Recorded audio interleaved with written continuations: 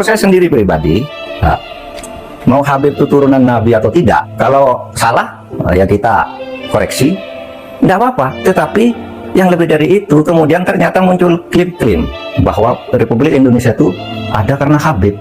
Wali Songo itu semuanya Habib, padahal Habibnya baru datang sesudah Wali Songo meninggal, gitu loh. Lalu klaim ini turunan Habib ini. Imam Bonjol coba dibilang itu Habib Sahabuddin, itu dari mana? Oh, Imam Bonjol Habib Sahabuddin gitu. Lalu ada hurufatnya bahwa kakek saya yang nama Gadam itu bisa membentak malaikat mungkar dan nakir katanya, karena menyiksa orang di sebelahnya, orang banyak dosa dikuburkan di sebelah kakek saya itu, lalu disiksa oleh malaikat mungkar nakir, keluar kakek saya panggil mungkar nakir, pergi kamu katanya. Itu kan khurafat. Meskipun ini tidak bisa merepresentasikan Habib Tidak, gitu, Pak. Habib banyak yang bagus. Saya punya Habib Quraisy Shihab bagus. Saya punya Habib Ali Shihab bagus. Habib Syekh saya kenal bagus, sangat santun. Ada juga Habib namanya Habib Ahmad bagus. Habib Abu Bakar yang saya kenal di Pasuruan bagus. Dan semua itu Tapi dihormati Habib ini nih mengklaim-klaim begitu, dan orang yang tidak tahu, orang awam banyak yang percaya karena ini Habib yang ngomong, Habib benar. Lalu rasa cinta saya kepada negara ini menjadi luntur. Seakan-akan ini karena Habib. Di situ saya tersinggung. Rasa cinta tanah air saya, kebanggaan kepada leluhur saya sendiri itu bangkit. Apalagi kemudian ada pemalsuan kuburan-kuburan tuh ya, nama kuburan biasa dibangun menjadi ini Habib ini, padahal tidak jelas siapanya. Orang bersyarat ke situ ini karena atas fatwa Habib Siddiq. Ya, di surat yang Di samping bermisi membatalkan nasab habaib atau ba'alawi, kelompok pembatal nasab itu juga berusaha membuat habaib terstigma negatif dengan hal-hal yang tidak jelas, bahwa habaib adalah pemalsu makam, pemalsu sejarah, memba'alawikan tokoh-tokoh berpengaruh dan terkenal yang ada di Indonesia, dan lain-lain sebagainya. Jadi dengan framing-framing begitu, mereka berhasil menarik sebagian masyarakat untuk tidak percaya lagi pada habaib secara keseluruhan, membenci Ba'alawi, dan menuduh kalangan habaib memba'alawikan tokoh dan ulama Nusantara, serta bahkan tuduhan jahat bahwa habaib ingin menguasai negara ini dengan cara Ba'alawisasi itu tadi. Dalam konten ini, saya hanya mau fokus pada persoalan yang berkaitan dengan Ba'alawisasi ulama atau tokoh Nusantara. Jadi, kalau Pak Imad dan kawan-kawan itu, termasuk di situ ada Gus Fuad Pleret ya, menuduh habaib telah memba'alawikan tokoh dan ulama Nusantara, yang sampai saat ini masih muter-muter gak jelas juntrungannya.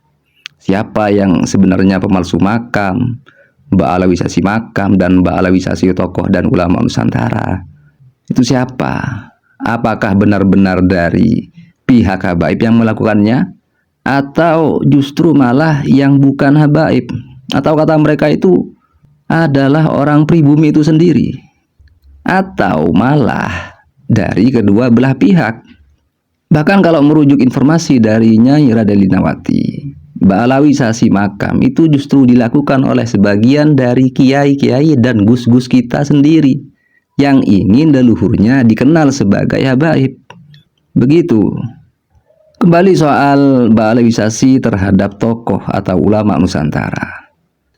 Silahkan Anda lihat dan nilai sendiri videonya Gus Fuad berikut ini. Sebenarnya ini adalah video lama, entah tahun kapan ya. Kalau video ini dipermasalahkan karena video lama, mengungkit-ungkit atau mungkin dibilang mengungkit-ungkit video yang lama. Misalnya ada yang ngeles dengan bilang itu kan video lama.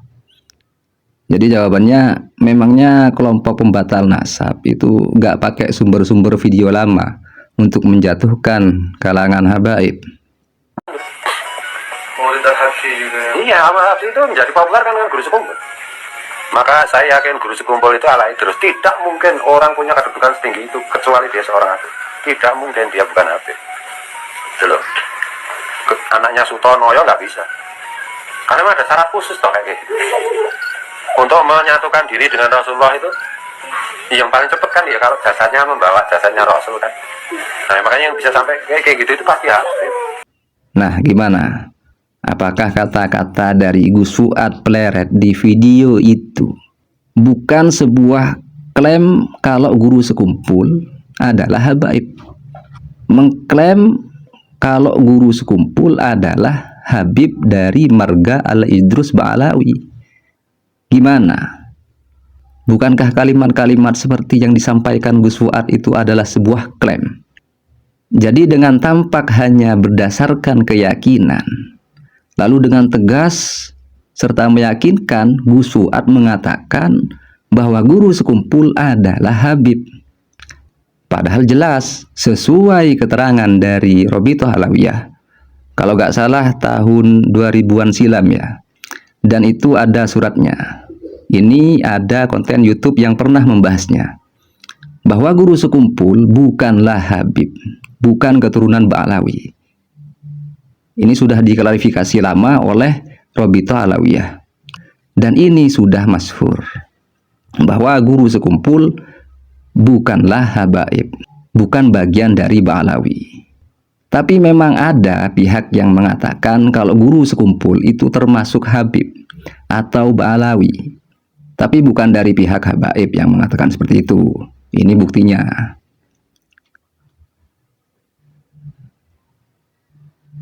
Jadi mungkin ya, bisa jadi Gus Fuad itu referensinya dari situ, bahwa silsilah nasab guru sekumpul itu sampai pada Sayyid Ubaidillah Ba'alawi.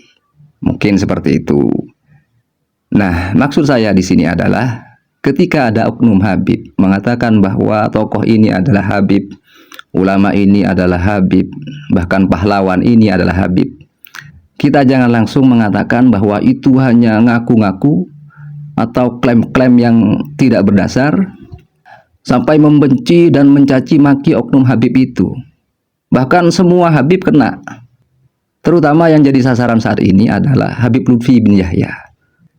Jadi siapa tahu Habib Lutfi itu juga punya referensi terkait pernyataan-pernyataannya, atau Habib-Habib yang lain. Siapa tahu ketika ada Habib yang mengatakan kalau tokoh ini adalah keluarga Habib atau bagian dari Ba'alawi, siapa tahu beliau itu punya referensi. Sama seperti Gus Fuad Peleret ini yang menyatakan kalau guru sekumpul adalah Habib. Ternyata kalau dicari itu ada referensinya. Begitu saudara ya. Jadi itu, mari kita ini sama-sama berpikir, jangan gampang termakan info-info provokasi yang disebarkan oleh para pembatal nasab, atau dari siapapun lah yang berusaha memecah belah bangsa ini, terutama memecah belah ahlu sunnah wal jamaah an-nahdiyah dengan narasi-narasi kebencian dan caci maki. Seperti usir habaib, musnahkan Ba'alawi. Ucapan apa itu kalau bukan ucapan rasis dan memecah belah? Ini ucapan-ucapan tidak berguna seperti itu. Kemudian ini ada video dari murid pentolan pembatal nasab ya, Al-Mukarram Al-Haj Ki Imaduddin bin Sarman bin Usman atau bin Haji Sam'un Al-Bantani. Mana ini yang benar sih? Mari dengarkan baik-baik, sekaligus ini nasihat dari mantan muridnya Ki Imad.